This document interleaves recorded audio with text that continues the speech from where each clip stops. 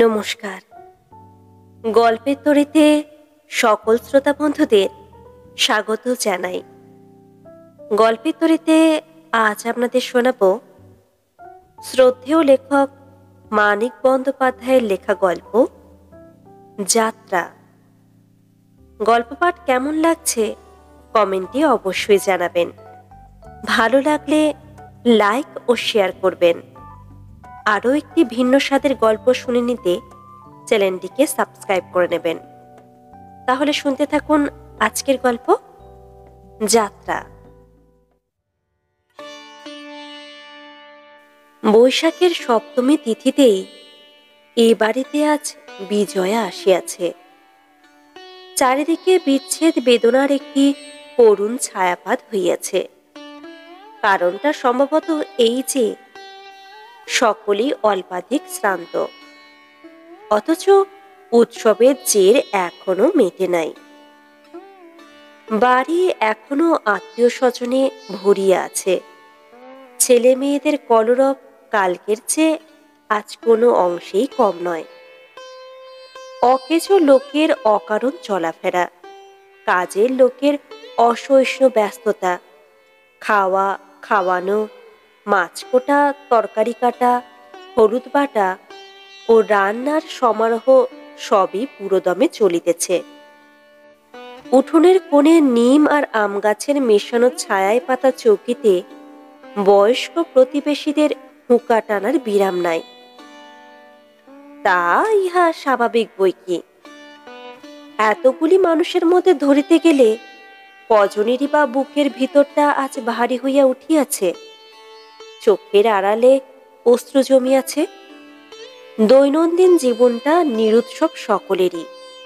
সে জীবন পিছনে ফেলিয়া উৎসবের নিমন্ত্রণ রাখিতে আসিয়াছে আজ যাহারা, দাবি তাহাদের আনন্দ আর বৈচিত্র্য। বরকনে বিদায় ব্যাপারটা তাহাদের কাছে বিদায় উৎসব ভিন্ন আর কিছু নয়। মা ও মেয়ের কান্নাকাটি তাহারই আনুষাঙ্গিক অনুষ্ঠান মাত্র। তবু বেশ বুঝিতে পারা যায় সমস্ত বাড়িটাই কেমন যেন ঝিমাইয়া পড়িয়াছে। আছে সবই, কেমন যেন বেমানান হইয়া আছে। খানিক আগে কুড়াইয়া পাওয়া মালকোষকে রীতিমতো আয়ত্ত করিতে না পারিয়া সানাই এখন এই বেলা 11টার সময় সহসা পুরবি ধরিয়া ফেলিয়াছে। অনাবশ্যক দীর্ঘ টানগুলির মধ্যে পুরবিত্ব কিছু কম থাকিলেও বিলাপ আছে প্রচুর। সদর দরজার দুপাশে কলাগাছ দুটি পাতা এলাইয়া নিস্তেজ হইয়া পড়িয়াছে। একটি মঙ্গল কলসের আম্রপল্ল কাল বোধহয় ছাগলেই অর্ধেক খাইয়া ফেলিয়াছিল। এখন পর্যন্ত তাহা বদলাইয়া দেওয়া হয় নাই, আর হবেও না। আর আধ ঘন্টা পরে বাড়ির দুয়ারে মঙ্গল কলসেরই বা কি প্রয়োজন? তাহাতে অক্ষত আম্রপল্লব না থাকিলেও বা কি আসিয়া যাইবে? খেন্তি বিশেষ বন্ধু। ছেলে কোলে সকাল হইতে সে ইন্দুর কাছে থাকিয়াছে, নানা গল্প করিয়াছে। আশ্বাস, উপদেশ, সান্ত্বনা, নিজের প্রথম স্বামীগৃহে যাওয়ার বিশদ বর্ণনা বলিতে কিছুই বাকি রাখে নাই। নিজের প্রথম স্বামীগৃহে যাওয়ার বিশদ বর্ণনা বলিতে কিছুই বাকি রাখি নাই। তবু যেন কথা ফুরাইতেছিল না। না ফুরাইবার কথা। নেপথ্যে ভবিষ্যতের কথা জমিয়াছে। আবার কবে দেখা হইবে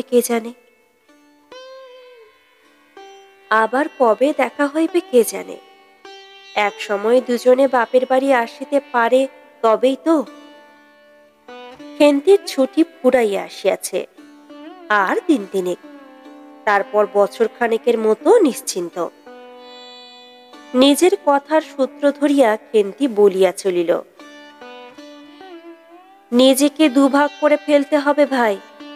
এক ভাগ শাশুড়ি ননদ দেওরদের জন্য, আর এক ভাগ বরের জন্য।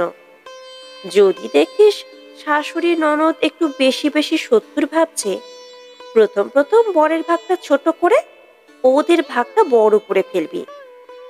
তোর বরকে ভালো বলেই মনে হলো, অল্পেই সন্তুষ্ট থাকবে। ইন্দু সলজ্জে একটু হাসিল। ভালো না ছাই, এ লজ্জাতেই ফেলিয়াছিল কাল। হাড়ি পাতার ব্যাপার জানে না কোন দেশের মানুষও। খেন্তি বলিল, হাসিস কিলো, ও বাড়ির পুষি বেড়ালটার পর্যন্ত যখন মন জুগিয়ে চলতে হবে তখন টের পাবি।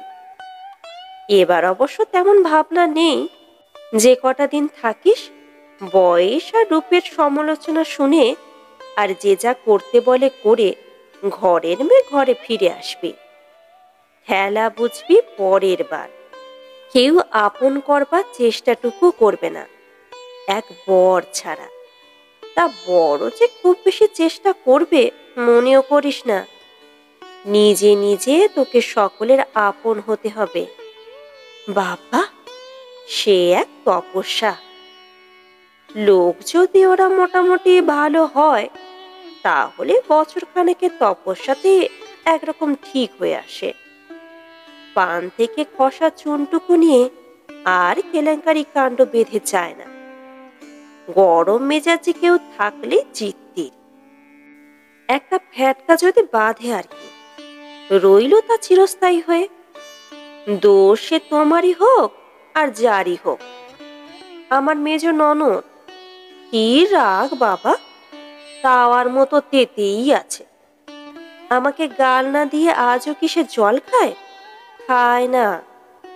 শাশুড়ি লোক মন্দ নয়, তাই রক্ষা, নইলে গিয়েছিলাম আর কি।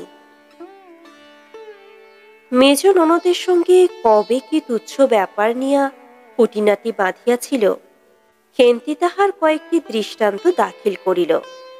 শেষে বলিল, তা শোন, পরের বার যখন যাবি একটা কথা মনে রাখিস, ভোর 5টা থেকে রাত 10টা পর্যন্ত যত মুখ বুঝে খাটবি সবাই তত ভালো বলবে। আর রাত জেগে বরের সঙ্গে যত গুজগাছ ফিসফাস করতে পারবে বর তত খুশি থাকবে। বলিয়া খেন্তি হাসিল। ইন্দু মৃদুস্বরে বলিল, শেষটাতেই তো ভয় ভাই, যে ঘুম কাতুরে আমি, জানিস তো। ঘুম আর চোখে থাকবে না লো, থাকবে না। বরঞ্চ মনে হবে ওরা বিধাতার কি বিবেচনা মরে যায়। এত ছোট করেছে রাত, তার উপর আবার ঘুমের ব্যবস্থা। ঘটনার ঘন ঘটায় ইন্দুর মন উদ্ভ্রান্ত হইয়াছিল। সখীর পরিহাসে সে অল্প একটু হাসিল বটে, কিন্তু কৌতুক অনুভব করিল আরও কম। হরেন ইন্দুর বরের নাম। মানুষটার চেয়ে নামটির সঙ্গেই ইন্দুর পরিচয় বেশি দিনের। নাম ও নামীকে সে এখনো একত্র জড়াইয়া ভাবে। অনেকক্ষণ খাইতে বসিয়াছে। নতুন জামাইয়ের খাইতে সময় লাগে, কিন্তু সে আর কতক্ষণ। হরেনের খাওয়া শেষ হইলেই যাত্রা। অজানা অচেনা মানুষের সঙ্গে সেই তাল শিমুলির উদ্দেশ্যে যাত্রা, যেখানে যাইতে হইলে 13 মাইল পালকিতে গিয়া স্টিমার ধরিতে হয়। রাত 10টায় সে স্টিমার কোন স্টিমার ঘাটে নামাইয়া দেয় কে জানে। তারপর রাত 12টা অবধি পাড়ি জমাইতে হয় নৌকায়। মালপতি হইতে তালশিমুলি অনেক দূর। এতই দূর যে ব্যবধানটা ইন্দুর মনে দিকহীন রায়ঘোষানির মাঠের মতো ধুধু করিতে থাকে। বৈশাখের খর রৌদ্রে যে মাঠের তৃণগুলি ঝলসাইয়া গিয়াছে, এখন যাহার দিকে তাকাইলেই আগুনের হলকায় চোখ দুটো টনটন করিবে। রায়ঘোষানির মাঠ ঘেঁষিয়া স্টিমার ঘাটের পথটা অনেক দূর অবধি সিধা চলিয়া গিয়াছে। তারপর ডাইনে বাঁকিয়া ঢুকিয়া পড়িয়াছে সাতগাঁয়ে। ওই গ্রামে স্বরূপ চক্রবর্তীর বাড়ি। স্বরূপ চক্রবর্তীর ছেলের সঙ্গে ইন্দুর সম্বন্ধ হইতেছিল। কেন ভাঙিয়া গেল কে জানে। ওখানে বিবাহ হইলে একদিক দিয়া ভালোই হইত ইন্দুর। যখন তখন সে বাপের বাড়ি আসিতে পারিত। সোমবারে বৃহস্পতিবারে বাবার দাদা মালসি পুকুরের হাটে যাইবার সময় তাহার সঙ্গে দেখা করিয়া আসিতে পারিত। স্বরূপ চক্রবর্তীর বাড়ির পিছনের ধানক্ষেতটা পার হইয়া আসিয়া দাঁড়াইলেই মালপতির গাছপালা তাহার চোখে পড়িত। সবচেয়ে উঁচু তালগাছটার নিচেই তাহাদের এই বাড়ি। ছেলে কালো তো কি হইয়াছে, বরের রং ধুইয়া সে কি জল খাইত? তাছাড়া স্বরূপ চক্রবর্তী আর তাহার ছেলে দুজনেই তাকে বউ করিবার জন্য কিরকম ব্যগ্র হইয়াছিল। চক্রবর্তী গিন্নিকেও সে দেখিয়াছে, ভারী শান্ত অমায়িক মানুষ। ওখানে বিবাহ হইলে শ্বশুরবাড়ির আদর জুটিবে কি অনাদর জুটিবে এই নিয়ে ইন্দুকে আর এমন দুর্ভাবনায় পড়িতে হইত না। তাহাকে বউ পাইলেই উহারা বর্তিয়া যাইত। তবে কিশোর মহাদেবের মতো এমন বরটি তাহার জুটিত না, এই যা আফসোসের কথা। মার অবসর কম। খুব ভোরে আধ ঘন্টা খানেক মেয়েকে বুঝাইবার সুযোগ তিনি পাইয়াছিলেন। তারপর মাঝে মাঝে নানা ছলে মেয়ের ম্লান মুখখানি দেখিয়া যাওয়ার বেশি সময় করিয়া উঠিতে পারেন নাই। এখন আর তিনি থাকিতে পারিলেন না। নতুন জামাইকে আদর করিয়া খাওয়াইবার লোক আবশ্যকের অতিরিক্তই ছিল। তথাপি ঘরে ঢুকিয়া বলিলেন, যা তো মা কেন্তি, জামাইয়ের খাওয়াটা একটু দেখ তো গিয়ে। সে কি মাসিমা, জামাই একা খাচ্ছে নাকি?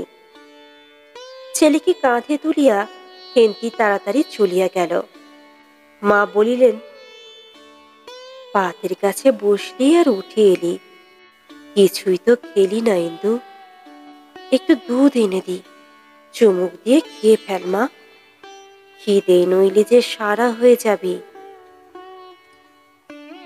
মার গলার স্বর এমন করুণ শোনাইল যে দুধ খাইতে ইন্দু অস্বীকার করিতে পারিল না।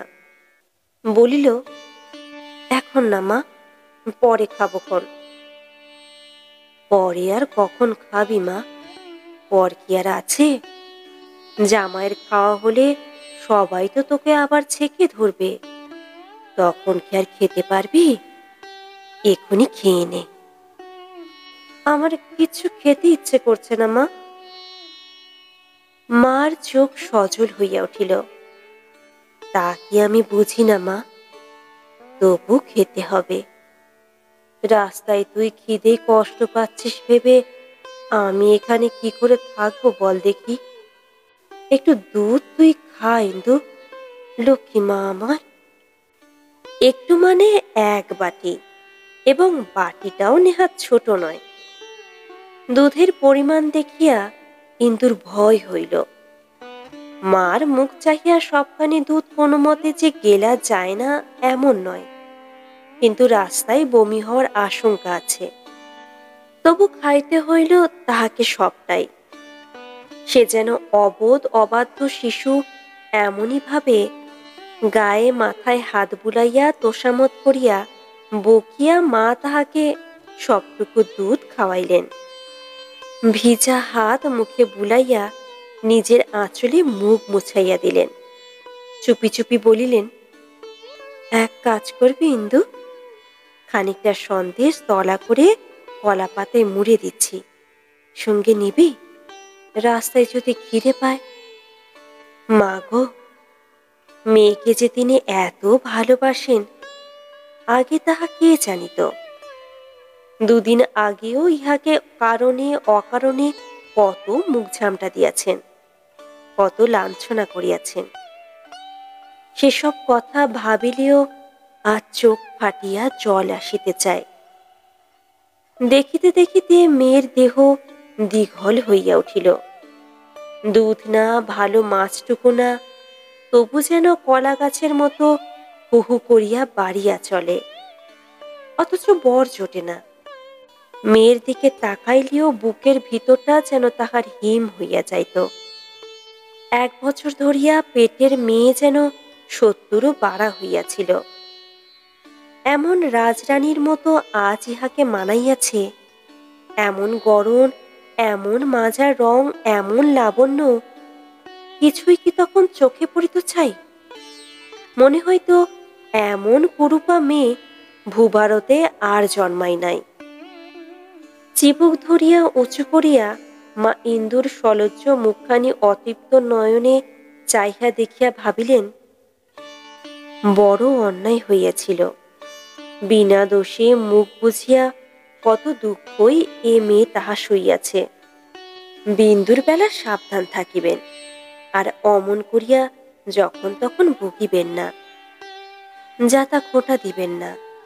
আশ্চর্য এই, মেয়ে যে প্রায় আধা আধি সর্বনাশ করিয়া চলিল, এ কথা মার মনেও পড়িল না। 13 বিঘা ধানের জমি একেবারেই গিয়াছে। স্বামী পুত্র লইয়া মাথা গুজিবার এই ঠাঁইটুকু 1100 টাকায় বাঁধা পড়িয়াছে।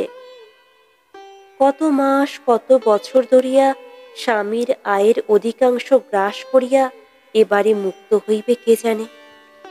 কেমন করিয়া সংসার চলিবে? 5-6 বছর পরেই বিন্দুর বিবাহ দিতে হইবে। তখন কি উপায় হইবে, এসব ভাবিলেও মাথা ঘুরিয়া যাওয়ার কথা।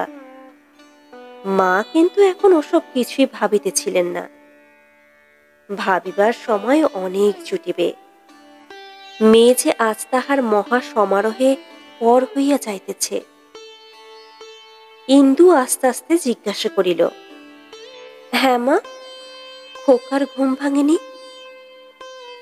জানি নে, ওর দিকে তাকাবার সময় পেয়েছে কি সকাল থেকে? সময় মতো ওষুধও আজ বোধ হয় খাওয়ানো হয়নি। ইন্দু বলিল, আমি খাইয়েছি ওষুধ। বিকালে ডাক্তারবাবুকে আর একবার আনিও মা, দেখে আসি খোকাকে একবার। ওদিকে ছোট ঘরটিতে 5-6 বছরে একটি ছেলে শুইয়াছিল। 7-8 দিনের ক্রমাগত জ্বরে ভুগিয়া জীর্ণ শীর্ণ হইয়া পড়িয়াছে। 7 মাইল দূরের গ্রাম হইতে ডাক্তারকে বারদুই আনা হইয়াছিল। জ্বরটা তিনি ঠিক ধরিতে পারেন নাই, কিন্তু 2-4 দিনের মধ্যেই কমিয়া যাইবে বলিয়া খুব জোরালো আশ্বাস ও জাঁকালো ওষুধ দিয়াছেন। খোকা জাগিয়া চুপ করিয়া শুইয়াছিল। মাকে দেখিয়া কাঁদিতে আরম্ভ করিয়া দিল। তাহার ক্ষুধা পাইয়াছে, সে সন্দেশ খাইবে। মা বুঝাইয়া বলিলেন, আজ দিদি চলে যাবে, আজকেই তুই সন্দেশ খাবি খোকা?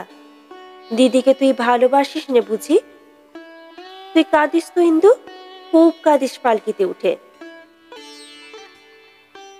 খোকা সভয়ে কান্না থামাইয়া বলিল, আমি দিদির সঙ্গে যাব।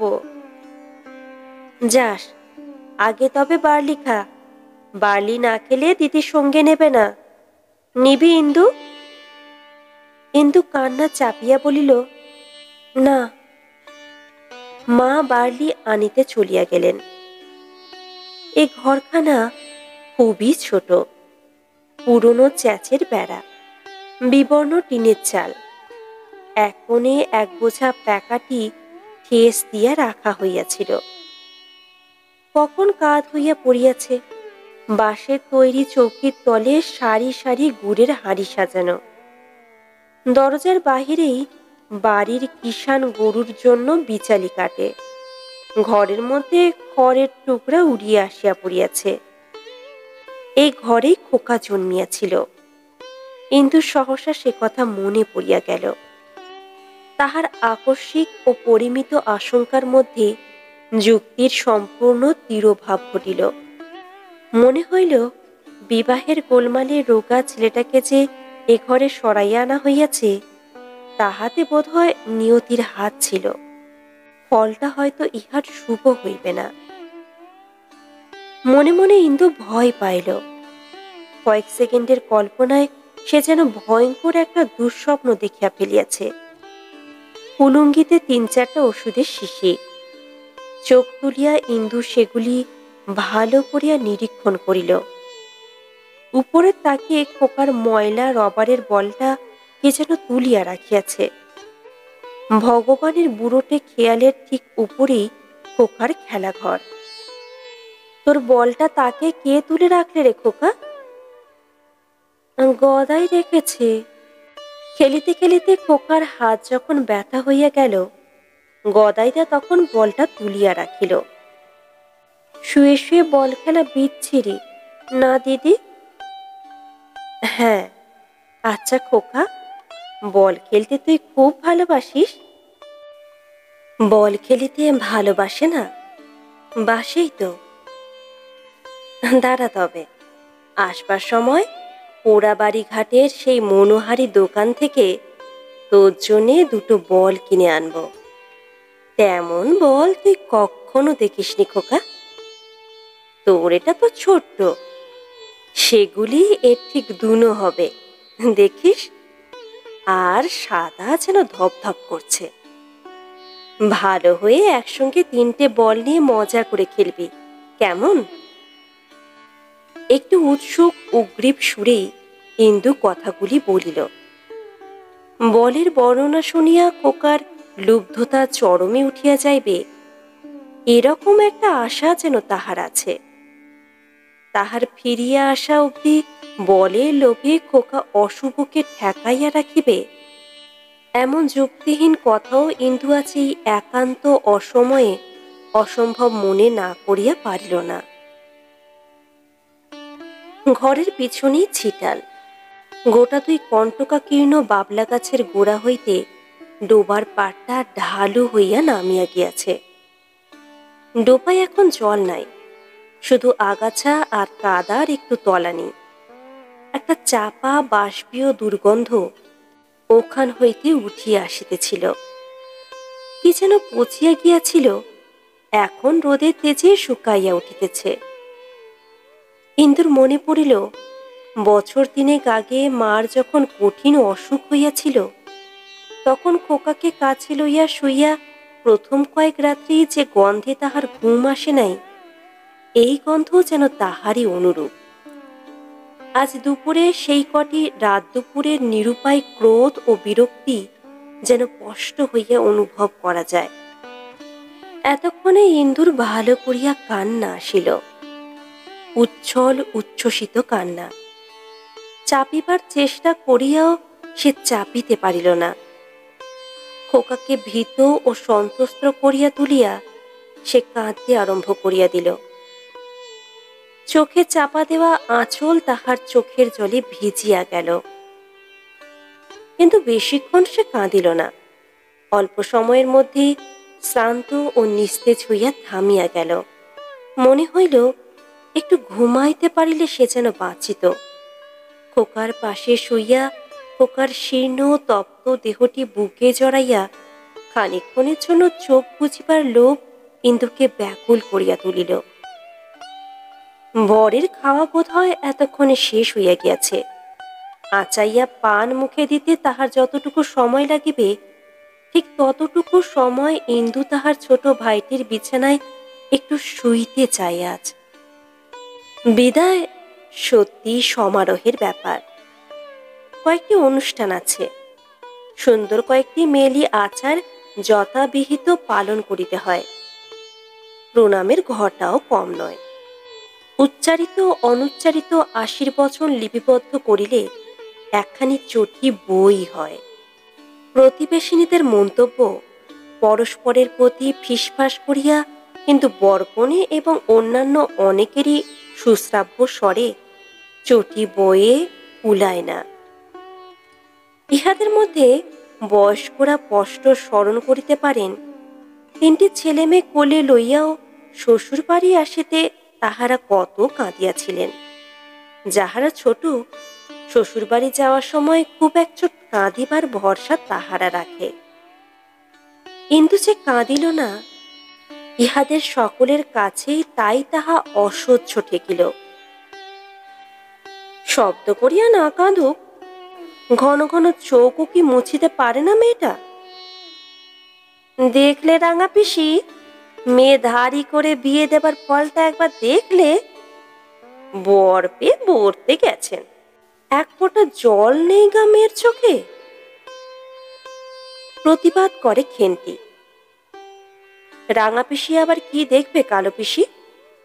ওর চোখ দুটোর দিকে তুমি চেয়ে দেখো। সকাল থেকে কেঁদে কেঁদে চোখ যে ওর জবা ফুল হয়ে আছে, এ তো কানাও দেখতে পায়।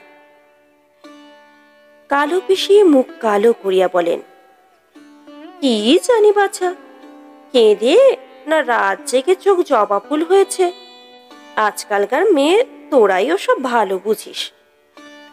মুখ মুছিবার ছলে হরেন হাসি গোপন করে।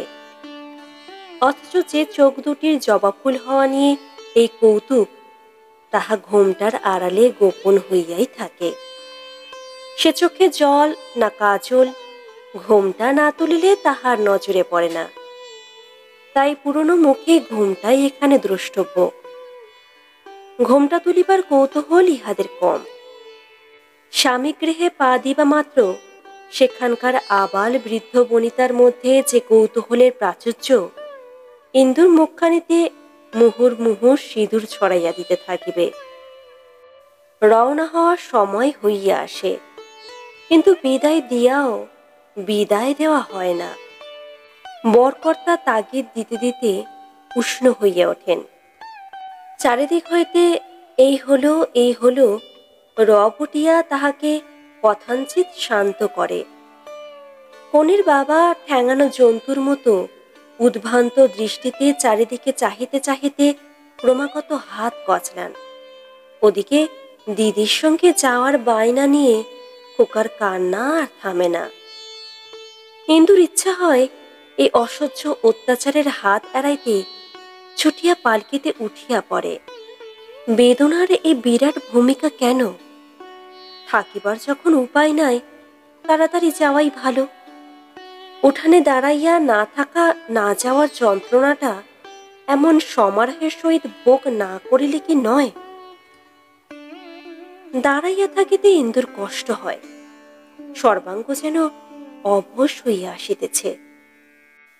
অঙ্গলগ্ন ছায়াতেই ইন্দু দেখিতে পাইতেছে, তাহাও ঘোমটার ভিতর দিয়া কয়েক হাত পরিধির মধ্যে অংশটুকু।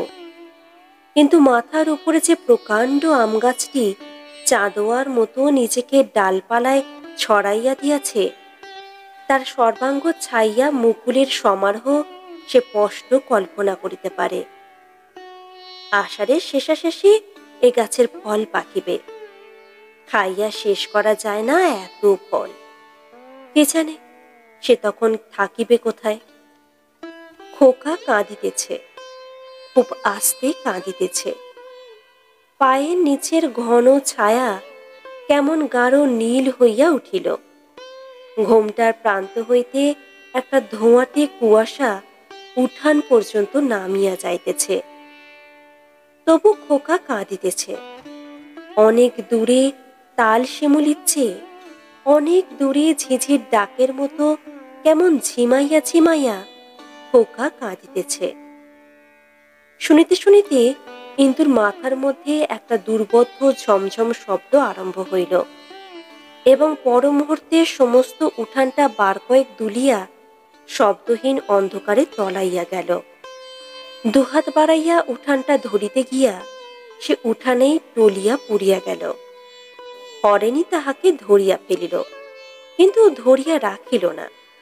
আস্তে আস্তে উঠানে নামাইয়া দিয়া বাকি কর্তব্যের ভার অন্য লোকের উপর ছাড়িয়া দিয়া সে সরিয়া দাঁড়াইল। চারিদিকে ভিড় চেঁচামেচি আরম্ভ হইল। কি হইল এবং যা হইল তা কেমন করিয়া হইল জানিতে চাহিয়া জল ও পাখার দাবি জানাইয়া সকলে বিষম হট্টগোল বাঁধিয়া দিল।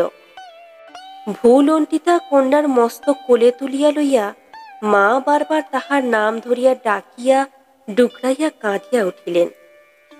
মেয়েরা এক বাক্যে হাহুতাশ করিল। তাহার পর জল আসিল, পাখা আসিল। ইন্দুর সিথির আলগা সিঁদুর জলে ধুইয়া গেল। তাহার রাঙা চেলিতে উঠানের কাদা লাগিল এবং প্রায় 4 মিনিট সময় সকলকে ভীত সন্ত্রস্ত বিহ্বল ও উত্তেজিত করিয়া রাখিয়া ইন্দু চোখ মেলিয়া তাকাইল। চারিদিকে চাহিয়া সে বল প্রয়োগে উঠিবার চেষ্টা করিল, কিন্তু মার দৃঢ় আলিঙ্গন ছাড়াইতে পারিল না। যাত্রা আধ ঘণ্টা খানিক পিছাইয়া গেল। ইন্দুর আকস্মিক মূর্ছার কারণ সম্বন্ধে গবেষণা হইল প্রচুর। উপবাস, দুর্বলতা, মনোকষ্ট, গ্রীষ্মাতিশয্যা। ঢংলো ঢং করে মেয়ে মূর্ছা গেলেন, এ আর বুঝি না। এই অনুমান কয়টি প্রাধান্য পাইল বেশি। অবশেষে সাব্যস্ত হইল যে দুর্বলতা নয়, অমন স্বাস্থ্যবতী মেয়ের আবার দুর্বলতা কিসের? গরমটাই আসল কারণ। সহজ গরমটা পড়িয়াছে আজ। বসিয়া থাকিতে থাকিতে লোকের ভিমরি লাগিবার উপক্রম হয়। ছেলের বাবা কিন্তু গরমের অপরাধটা মানিয়া লইয়া মেয়ের বাবাকে অত সহজে রেহাই দিলেন না। বলিলেন, এ কি কাণ্ড মশাই, ফাঁকি দিয়ে একটা মির্গি রোগীকে ঘাড়ে চাপালেন। ইন্দুর বাবা ভয়ে ভয়ে বলিলেন, আগে মির্গি রোগী নয়, জীবনে আর কখনো ফিট হয়নি, আজ গরমে। গরম? কিসের গরম? গরম বলিয়ায় ফিট হইবে নাকি? বলি, গরম লাগিল কি একার আপনার মেয়ের? কই, এই তো এতগুলো মানুষ আছে এখানে, আর কারো তো ফিট হলো না বেয়াই মশাই। পাত্রপক্ষের জনৈক মাতব্বর যোগ দিলেন, বেয়াই মশাই বলুন। বাবা, এ যে দিনে ডাকাতি। এ সমস্তের আর জবাব কি? ক্রুদ্ধ বৈবাহিকের সামনে বিপাকে পড়া নৌকার মতো ইন্দুর বাবা টলমল করিতে লাগিলেন। তার বংশ মির্গি রোগীর বংশ নয়, শুধু এই অস্বীকৃতির হালে কোনো মতে সামলানো গেল না। রফা হইল ৩০০ টাকায়। বরের বাবা পাষণ্ড নন, মূর্ছার ব্যারাম আছে বলিয়াই পুত্রবধূকে তিনি ত্যাগ করিতে পারিবেন না। চিকিৎসা করিয়া বউকে তিনি আরাম করিবেন। মেয়ের চিকিৎসার জন্য মেয়ের বাবা যৎকিঞ্চিৎ আগাম দিবেন, ইহা কিছুমাত্র অসঙ্গত নয়। তা নিশ্চয় নয়, কিন্তু সঙ্গতি? মুখর জনতার মধ্যে নির্বাক হইয়া দাঁড়াইয়া থাকিয়া ইন্দুর বাবা ভাবিতে লাগিলেন যে মেয়ের শুভ বিবাহে শুভ যে কাহার হইল, তাহাই ভাবনার বিষয়। উত্তেজিত বেদনায় হৃদয় ভাঙিয়া যাওয়ার সময় 4 মিনিট তাহাকে ক্লোরোফর্ম করিয়া রাখবার জন্য ভাগ্য ডাক্তারকে যে ৩০০ টাকা ঘুষ দিতে হইয়াছে, ইন্দু তাহা জানিতে পারিল না। জানাইয়া যাহারা দিত, মেয়েকে এক প্রকার কোলে করিয়া পালকিতে তুলিয়া দেওয়া পর্যন্ত মা তাহাদের সংযত রাখিয়াছিলেন। তাহার মর্ম বেদনার বুঝ ভেদ করিয়া আর কেহ ইন্দুর নাগাল পায় নাই। পালকির মধ্যে হরেনের সান্নিধ্যে মূর্ছার জন্য ইন্দু তাই কেবল লজ্জাতেই মরিয়া যাইতেছিল। বাধ্য হইয়া একটু একটু চেনা বরের কোলে মাথা রাখিয়া শুইবার মধুর লজ্জা। পালকি তখন 8 জন বেহারার কাঁধে রায়ঘোষানির মাঠ ঘেঁষিয়া চলিয়াছে। অন্য পালকি 4খানা পিছাইয়া পড়িয়াছিল।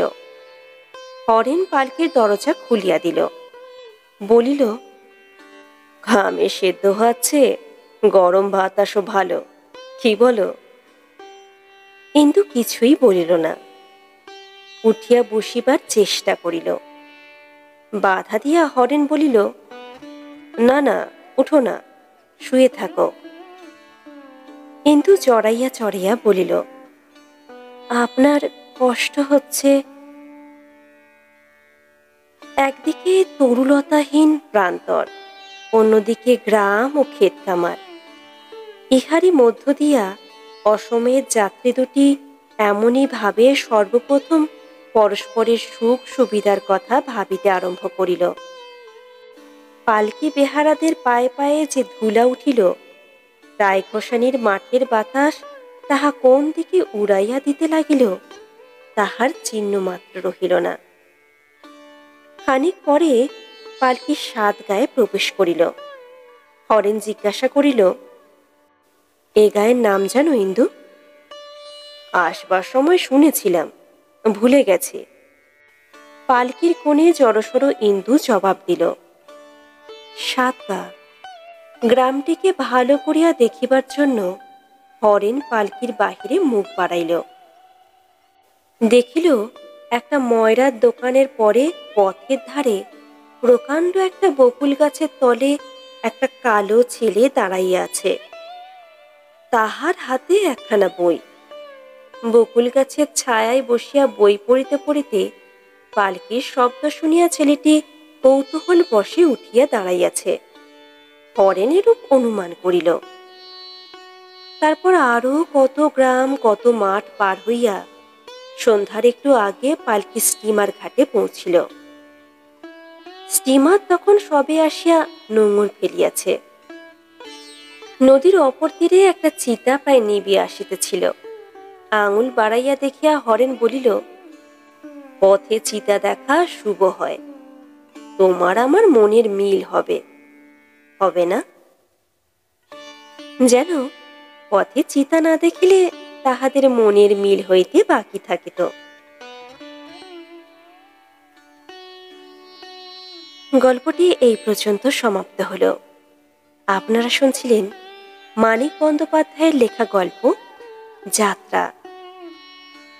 আরও একটি ভিন্ন স্বাদের গল্প নিয়ে আপনাদের সামনে খুব শীঘ্রই হাজির হব।